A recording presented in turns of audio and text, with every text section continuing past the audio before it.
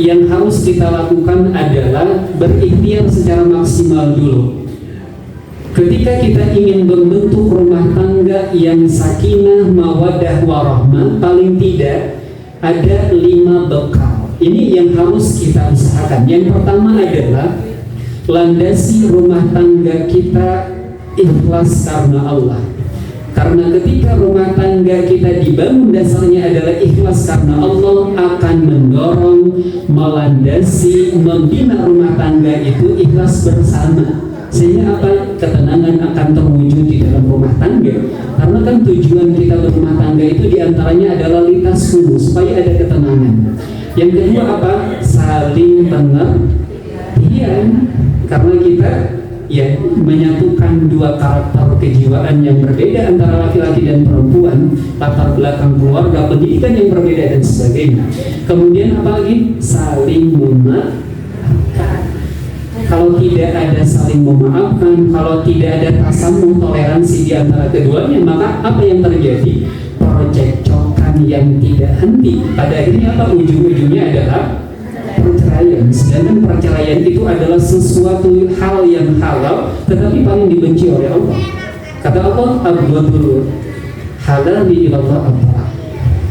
Yang paling dibenci oleh Allah perkara yang halal itu adalah at-talaq.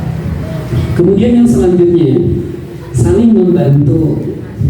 Jadi jangan sampai ini urusan rumah, urusan ibu, di luar urusan ayah. Harus saling ta'awun, saling membantu. Kemudian yang terakhir, jadikan Al-Quran atau Islam jadi pedoman yang menuntun bahtera rumah tangga kita.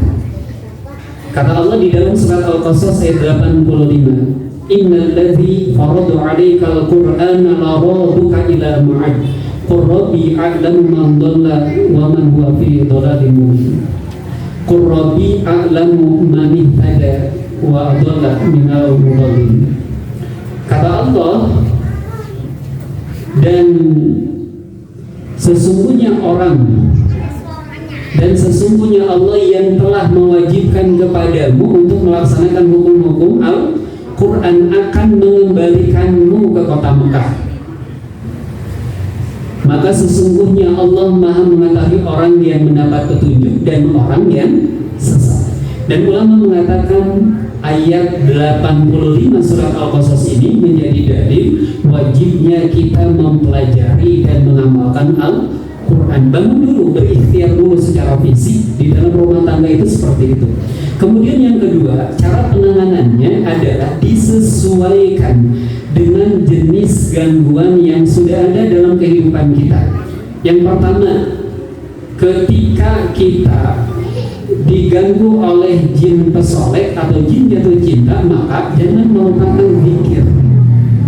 Setiap masuk kamar mandi, setiap memakai pakaian, setiap mau tidur, jangan lupa ya, termasuk ketika mau melakukan hubungan suami istri, jangan lupa untuk berdoa. Maka ketika ibu menutup dengan zikir-zikir, maka biiznillah tidak akan diganggu oleh jin pecinta. Kemudian yang kedua, ketika gangguannya adalah ain, maka Rasulullah SAW mengatakan, ain itu terapinya adalah bekas. Seperti dulu Sahal bin Hunayf, dia itu kulitnya bagus, bekas ya, bekas. Dulu Sahal bin Hunayf seorang sahabat memiliki kulit yang sangat bagus. Kemudian dilihat oleh Amir bin Rabi'ah. Kemudian terlontar kekaguman, aku tidak pernah melihat kulit sebagus ini. Gadis pun tidak mempunyai kulit yang sebagus Sahal bin Hunayf. Maka tiba-tiba Sahal bin Hunayf itu menggigil, bergetar, demam, dan jatuh pingsan. Maka kemudian Rasulullah SAW dilapori kasus ini. Sahal bin Hunayf jatuh pingsan. Maka kata Rasulullah SAW, siapa orangnya yang terindikasi melakukan ini? Maka kemudian para sahabat menunjuk kepada Amir bin Rabi'ah. Maka kata Rasulullah SAW, siapa orangnya yang ingin mencelakakan saudaranya? Maka kemudian terapinya Rasulullah Shallallahu Alaihi Wasallam anna Rasulullah SAW amara amiran ayyatawaddo. Jadi Rasulullah menyuruh Amir bin Rabi'ah untuk berwudu karena ini bekas. Jadi bekas wudu orang yang terindikasi melemparkan ain kita ambil suruh wudu, kemudian bekas wudunya kita ambil dan kita siramkan dipakai mandi. Atau bekas mandi orang yang memang terindikasi kena gangguan pelempar ain. Tapi ini syaratnya adalah kita tahu pelempar ainnya siapa. Bagaimana kalau tidak tahu? Maka bisa dilakukan dengan ruqyah untuk membatalkan ain dan hasad ini. Karena ain itu jadi macam-macam juga. Bahkan ada ain terlatih. Di dalam surat Al-Qalam Allah berfirman, wa iyyakadul ladzina kafaru la yusbikuna bi absarihim lamma sami'u dzikra wa yaquluna innahu lamajnun. Itu berkaitan dulu Rasulullah SAW saja kalau tanpa perlindungan dari Allah dia akan terkena ain ya dari orang kafir Quraisy. Tetapi karena izin Allah maka bahayanya ini seperti itu. Karena mekanisme kerjanya kata Ibnu Qayyim, ain itu seperti busur yang akan langsung mengancam kepada sasaran. Kalau kata Ibnu Hajar Al-Asqalani rahimahullah seperti bisa ular. Jadi ketika ular memantulkan bisanya, maka bisanya akan kena kepada target. Tapi tergantung apakah orang yang jadi sasaran ain punya benteng atau tidak.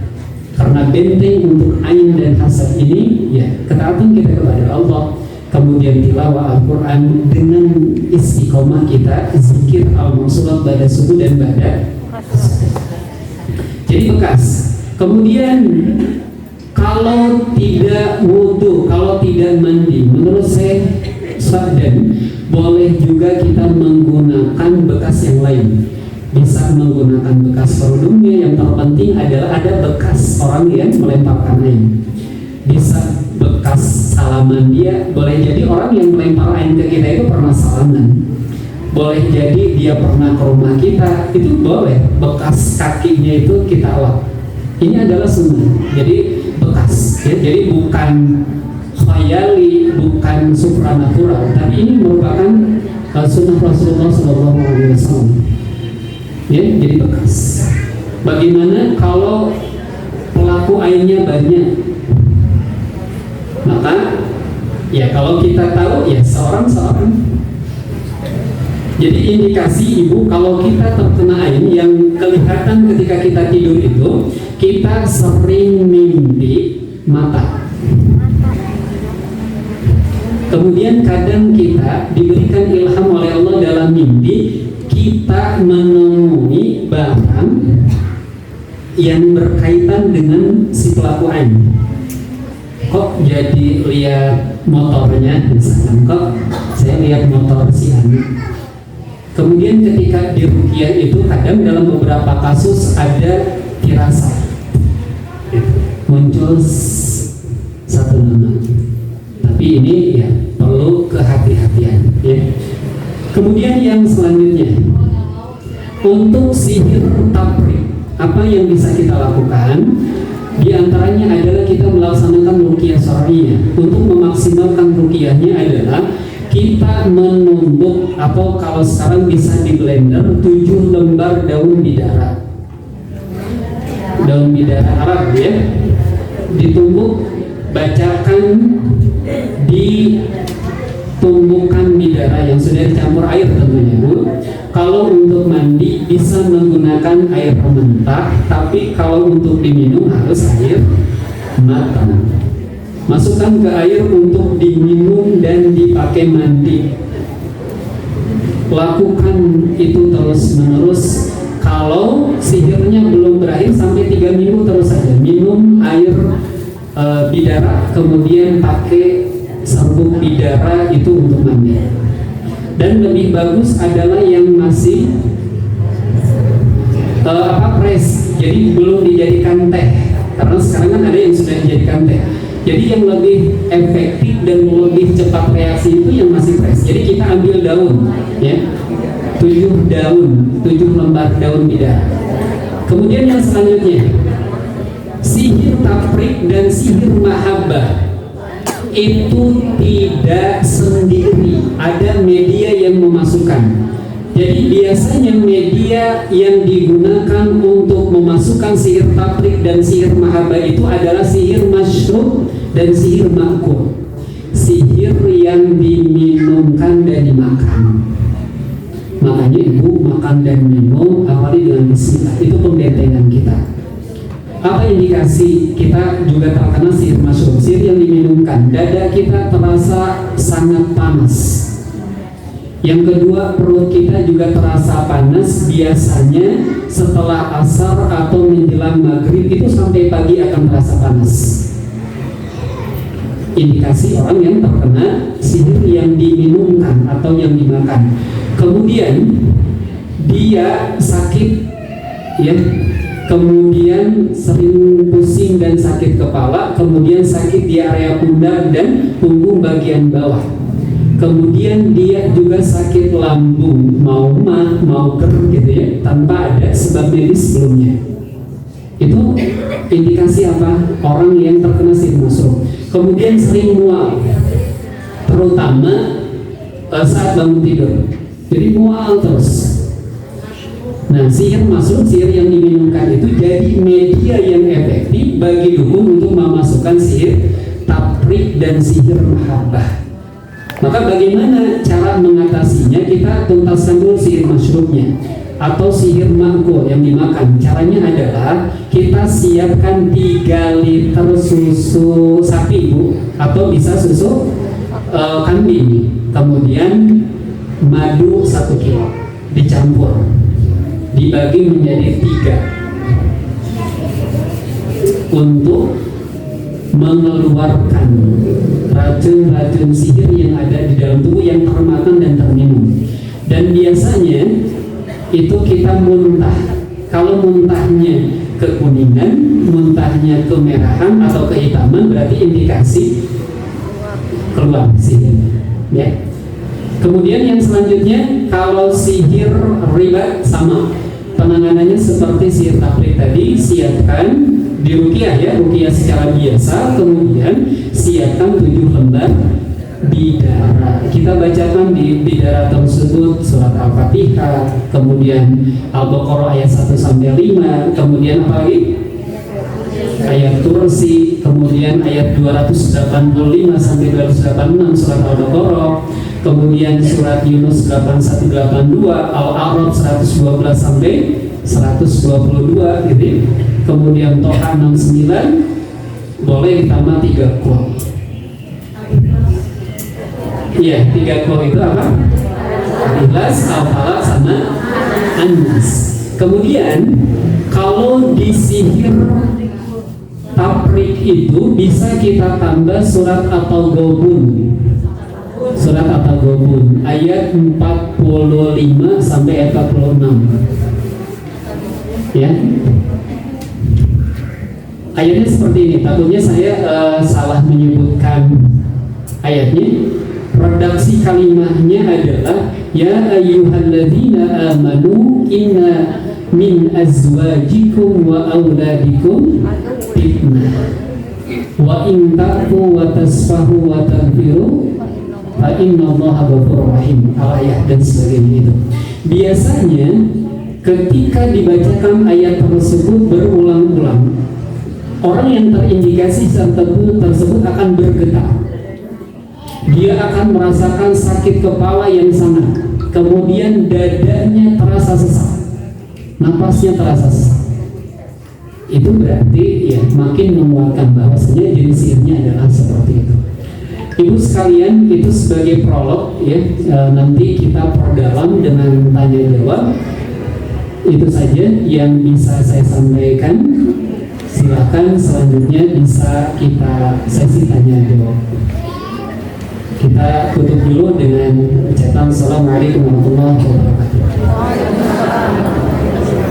Assalamualaikum warahmatullahi wabarakatuh. Masya Allah, Ibu, luar biasa pembahasannya, panjang, lebar, dan dalam. Mudah-mudahan tertangkap, Ibu, ya. Itu baru prolog, baru mukadimah, baru pembukaan. Maka Kalau ada yang ibu yang mau mendalami biar pertanyaan, saya siapkan untuk 3 orang, Ustaz. Ya, teman. Silakan ibu. Mama, salam. 3 dulu ya. Makasih. Ibu kan nggak yang payung kan? Benar. Assalamualaikum warahmatullahi wabarakatuh. Waalaikumsalam warahmatullahi wabarakatuh. Ustaz, ini mah adik saya sendiri yang mengalami ini kayaknya jatuh cinta. Pertama itu adik saya itu kan gak mau nikah.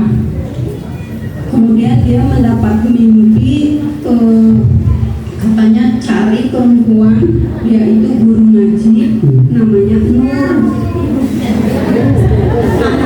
Anaknya Ustaz gitu, orang tuanya itu sesepuh di kampung itu gitu. Bener aja nanya ketemu cariin yang namanya Nur, betul itu guru ngaji. Setelah itu dilamar aja ya, dilamar langsung nikah. Pas begitu nikah, malamnya itu pas pengantin baru itu Ustaznya katanya ada kejadian si perempuannya itu berubah seperti apa, giginya panjang, matanya gede gitu ya.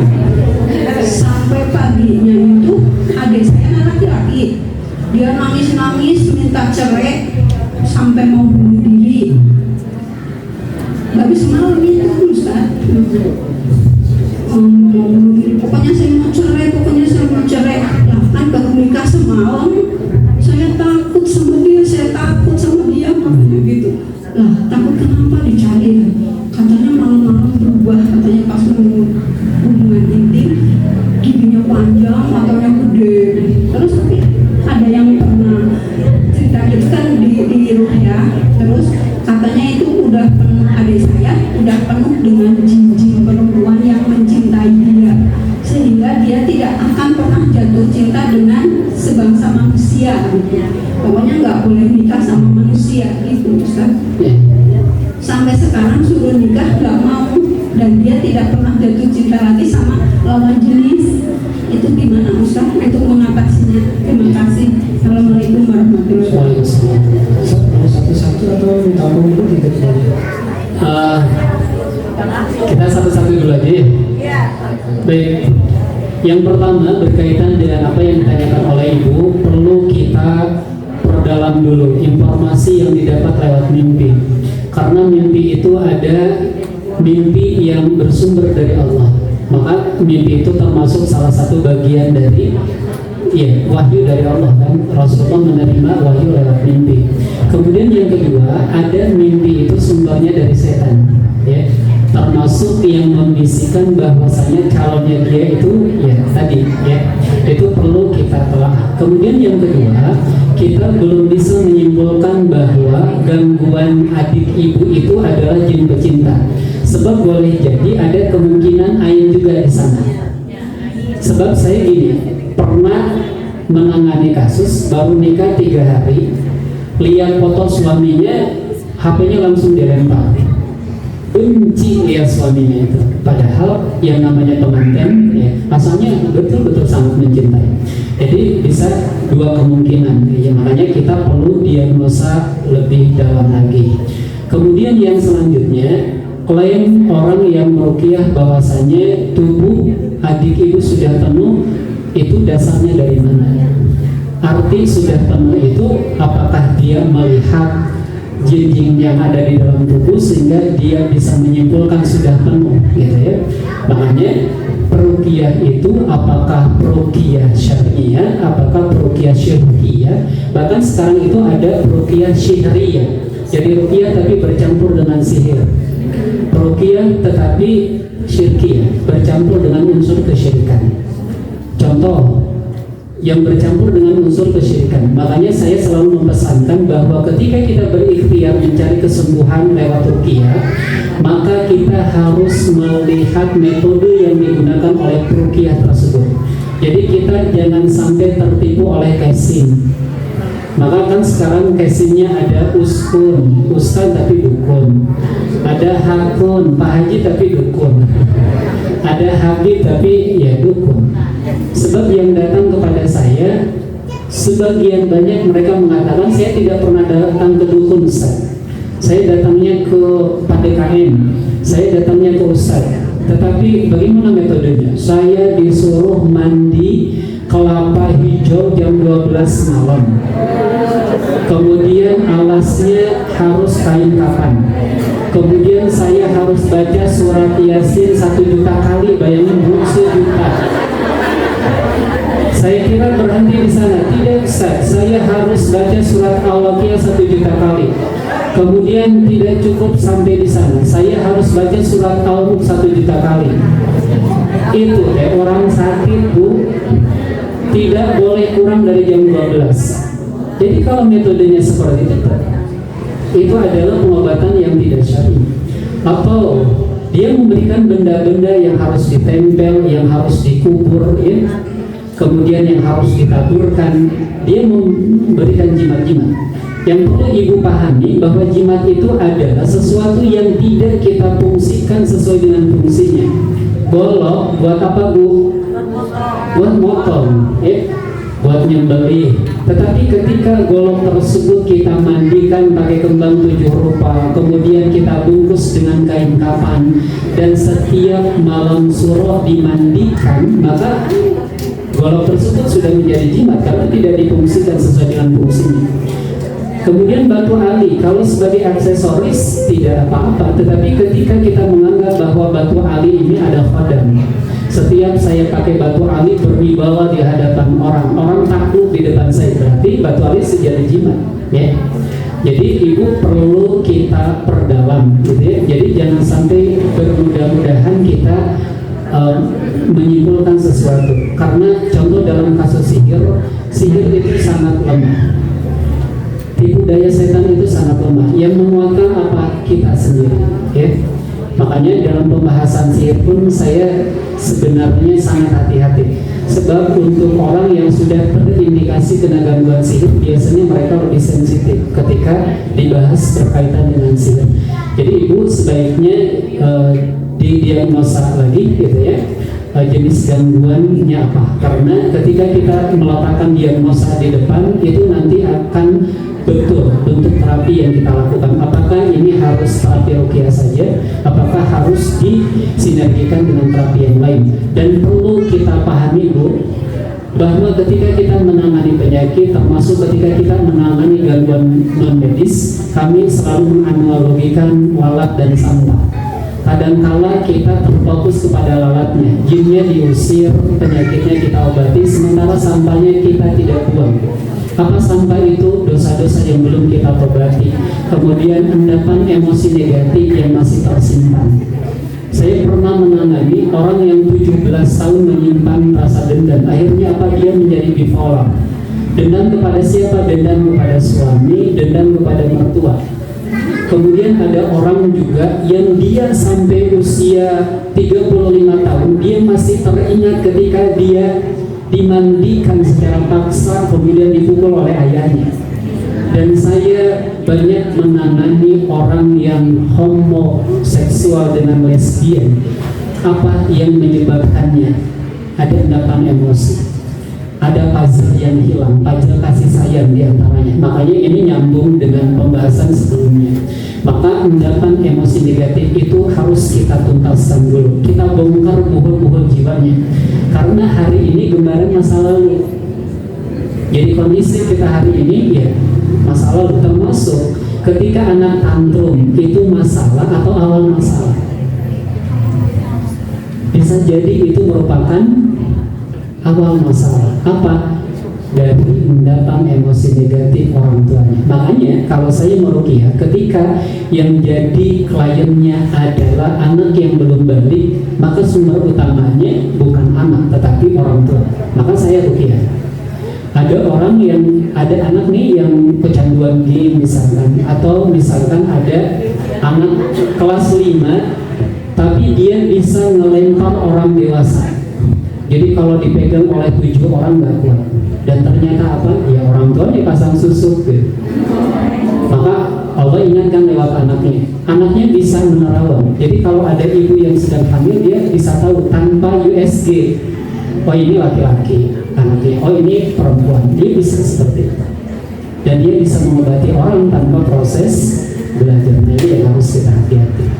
Itu Bu ya, jadi berkaitan dengan kasus itu sebaiknya saya sarankan diagnosa kembali gitu ya. Wallahu bisa.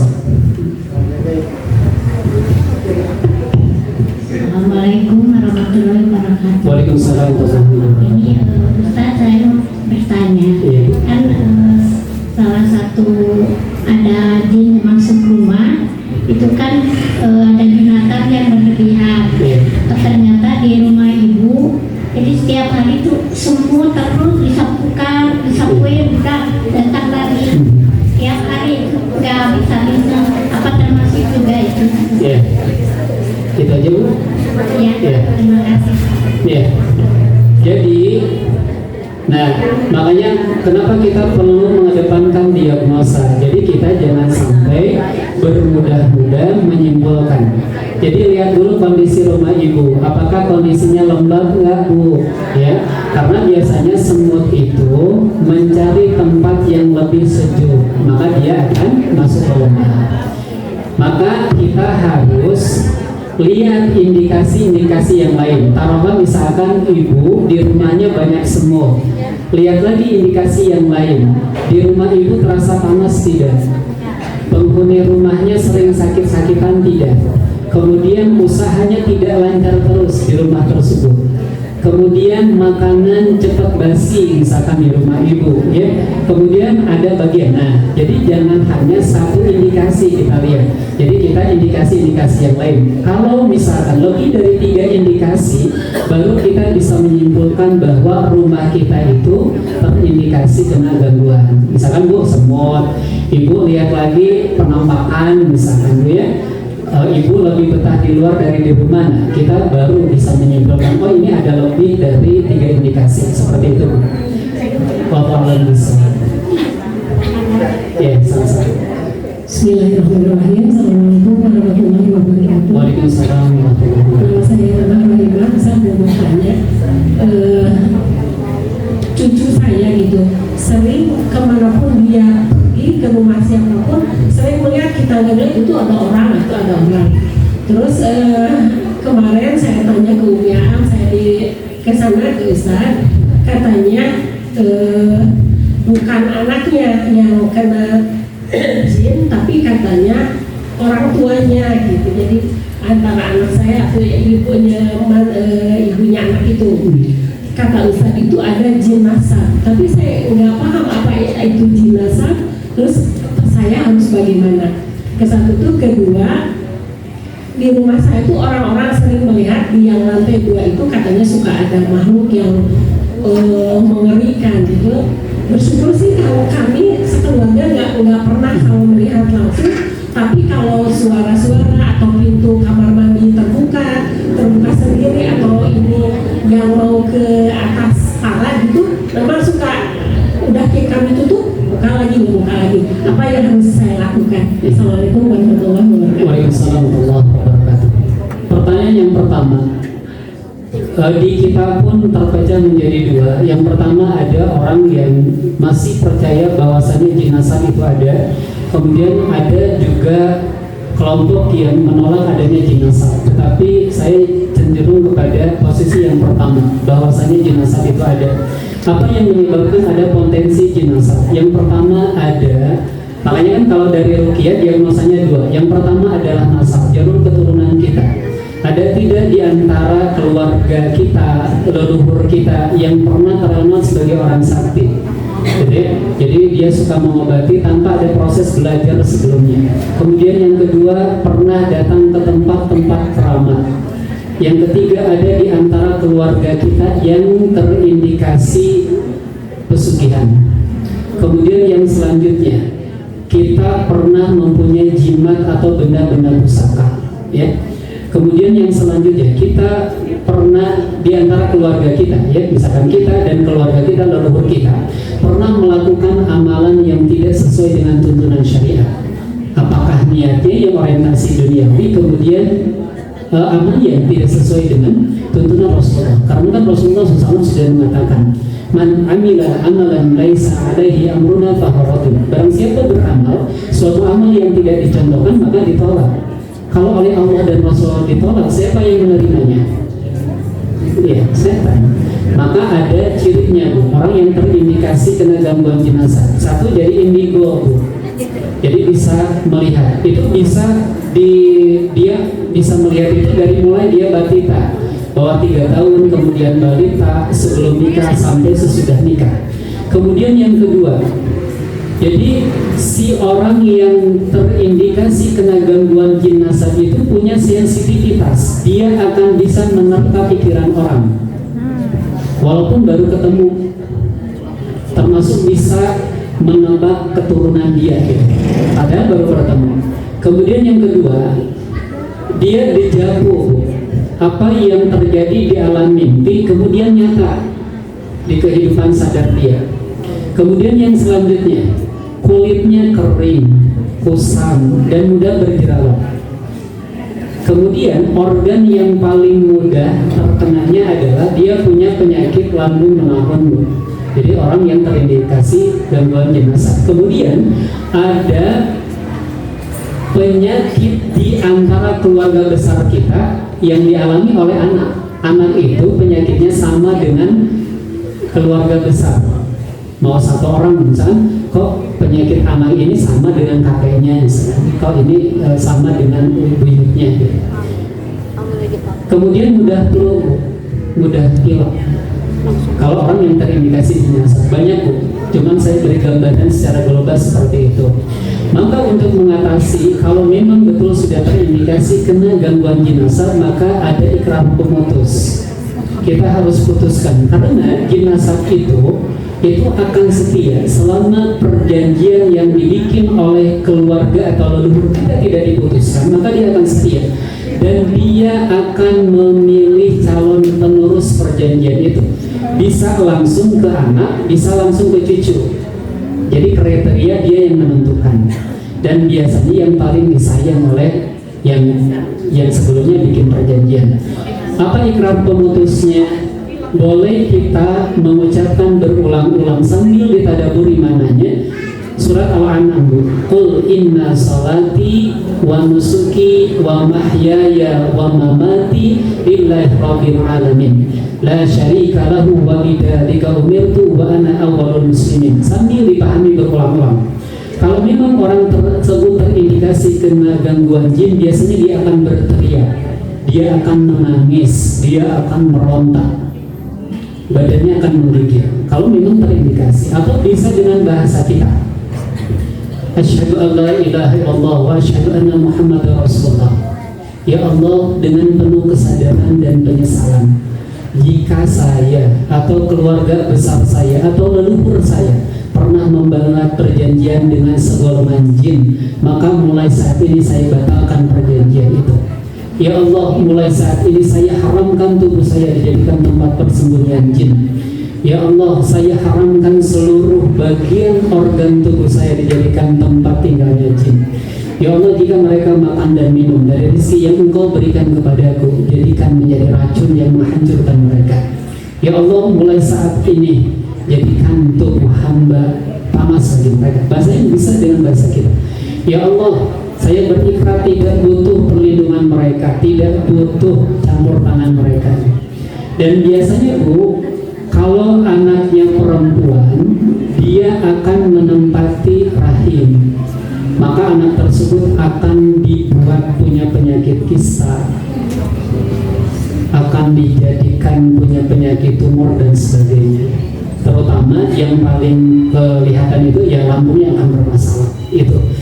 Jadi diruqyah secara biasa kemudian ditambah dengan mengucapkan ikrar pemutus. Untuk tadi rumah, kalau memang tadi sudah banyak nih yang menyaksikan, maka tata caranya adalah kita ruqyah rumahnya.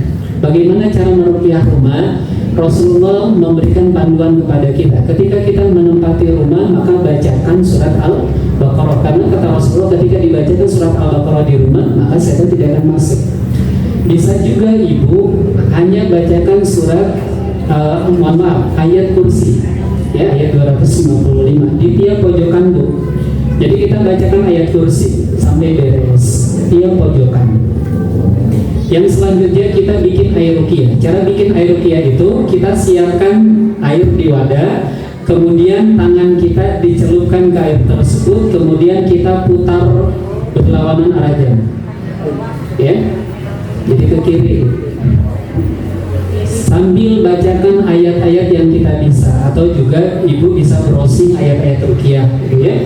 Misalkan bacakan Fatihah beres tiupkan, kemudian Al-Baqarah 1 sampai 5 tiupkan, kemudian surat Al-Baqarah ayat 102 tiupkan, ayat kursi 2 ayat terakhir surat Al-Baqarah, pokoknya bacakan, atau ayat-ayat yang ibu baca saja. Selesai, kemudian berdoa kepada Allah. Silakan ibu meminta kepada Allah. Misalkan, ya Allah, jadikan air ini menghilangkan jin-jin zalim yang selama ini menghalangi saya untuk khusyuk beribadah kepadamu. Ya Allah, hilangkan semua pengaruh-pengaruh buruk dari jin yang ada di rumah ini. Jadi ibu silakan doanya, mohon kepada Allah, ya Allah, hilangkan bekas-bekas ain dan hasad yang ada di rumah dan sebagainya, gitu ya. Kemudian air tersebut kalau di pojokan disemprotkan Bu, masukin ke semprotan, semprotin. Jadi nggak usah basah, simbolisasi saja gitu ya, pakai semprotan buat memandikan burung atau semprotan bekas pewangi gitu. Kemudian di lantainya ibu ciprat-cipratkan, tunggu 15 sampai 20 menit baru kemudian dipel. Jadi insya Allah dengan izin Allah, ketika ada jin zalim yang menghuni rumah kita, atau ada bekas-bekas benda-benda sihir di rumah kita, ada bekas-bekas jimat, ada bekas-bekas ritual-ritual yang tidak syar'i, insya Allah dengan izin Allah akan dihilangkan oleh Allah. Insya Allah.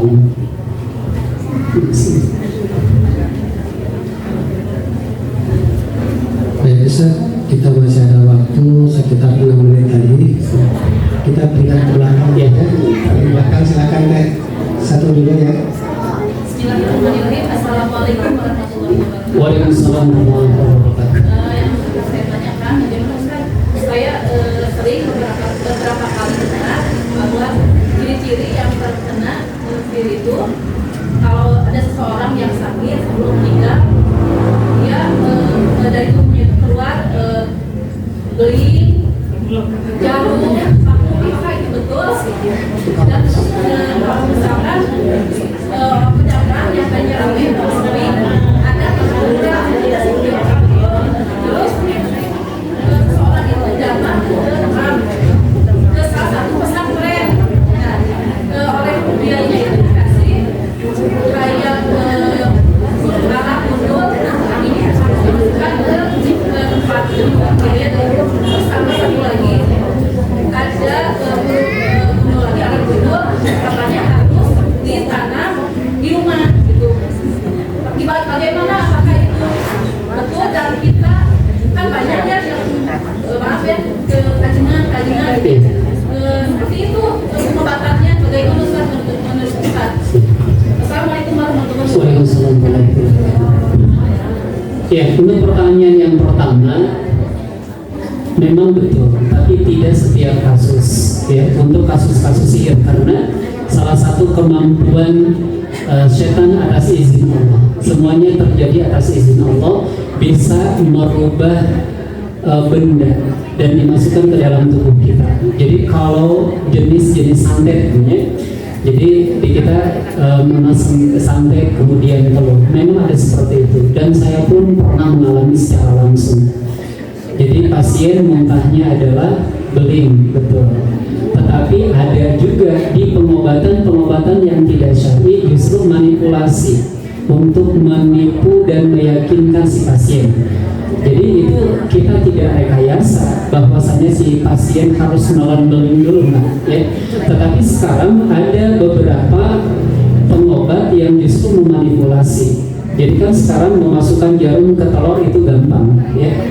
Kemudian mengeluarkan rambut itu gampang, ya. Makanya yang saya pesankan adalah lihat dulu jangan lihat casingnya, lihat metode yang dilakukan. Jadi memang betul, jadi beling, bahkan ada silet, ya. Seperti dulu saja Supiyati yang pernah ditangani oleh Dr. Sagiran, itu keluar kawat, nah itu, dan itu juga diruqyah sama Nusantara.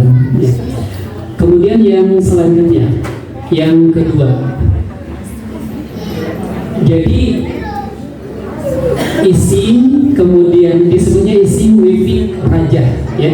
Kenapa gundul? Karena memang sengaja supaya kita tidak ngerti untuk dipasang kemudian dimasukkan ke dalam ke dalam air, ya, untuk diminumkan. Maka ini tidak boleh. Rasulullah SAW mengatakan inna ruko, sesungguhnya jambi-jambi, tamaim itu jimat-jimat, watiwalah dan pelet syirkun itu syirik. Yang mengatakan adalah Rasulullah syirik. Itu bagian dari jimat. Karena apa? Yang harus kita lakukan adalah kita bertawakal kepada Allah. Tetapi ketika kita nempelin kertas, kita tawakalnya ke kertas, meyakini bahwasanya kertas itu yang menjaga rumah kita. Bahkan ada di dukun itu harus nanam minyak wangi misalkan di tiap sudut rumah, maka itu jangan dilakukan, ya. Dan yang kita khawatirkan adalah kita terjerumus ke dalam kesyirikan. Dan kenapa kita harus melihat? Jangan melihat casingnya, tetapi melihat metode. Karena ditakutkan kita justru datangnya ke dukun, kita datang ke paranormal atau ke orang pintar. Kata Rasulullah, man ata kahinan, barang siapa yang datang ke dukun, au arrafan atau paranormal, kemudian apa yang dilakukan? Fasa'alahu an syai'in, bertanya tentang sesuatu, lam tuqbal sholatu arba'ina yauman, sholatnya selama 40 hari tidak diterima sama Allah. Fa'in saddaqahu faqad kafara bima unzila ala Muhammadin. Kita membenarkan nih, misalkan disuruh nempel kita nempel, disuruh ngubur kita ngubur, disuruh minum kita minum, faqad kafara, kita sudah kufur bima unzila ala Muhammadin, kepada yang diturunkan kepada Rasulullah. Ini yang paling bahaya. Makanya saya selalu mempesankan ketika kita berikhtiar mencari kesembuhan, cari kesembuhan yang barokah. Bukan hanya hilang keluhan secara fisik, bukan hanya keluhan gangguan jin hilang, bukan hanya penyakit hilang, tetapi kesembuhan itu makin mendekatkan diri kita kepada Allah. Karena pengertian barokah itu adalah tazidukum fi ta'ah, yang menjadikan kita makin taat kepada Allah. Kemudian ziyadatul khair, tambah-tambah kebaikan. Jadi jangan dilakukan. Dan jangka panjangnya ketika kita minum air yang dimasukkan wifi, isim atau raja, kita akan terkena prostat, kita akan terkena gagal ginjal dan sebagainya. Kalau